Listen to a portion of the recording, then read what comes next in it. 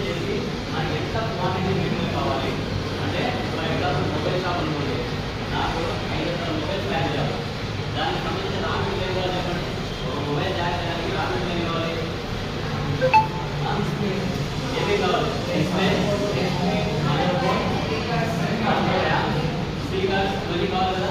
Okay, ఒక shirt తయారు చేయాలంటే ఏమేమి కావాలి? రా మెటీరియల్ కావాలి, బటన్స్ కావాలి. ఇవన్నీ ఏముంటారు? వీటి రా మెటీరియల్ అన్నారు. ఈ రా మెటీరియల్ అనేది అందరి దగ్గర ఉంటుందా? ఒకరి దగ్గర అన్ని దొరుకుతాయా? దొరకవు కదా. ఒక్కొక్క ప్రోడక్ట్ ఒక్కొక్క సప్లై దగ్గర ఉంటుంది. ఓకే, ఇప్పుడు క్లాత్ ఒక సప్లై దగ్గర ఉంటుంది, థ్రెడ్ ఒక సప్లై దగ్గర ఉంటుంది.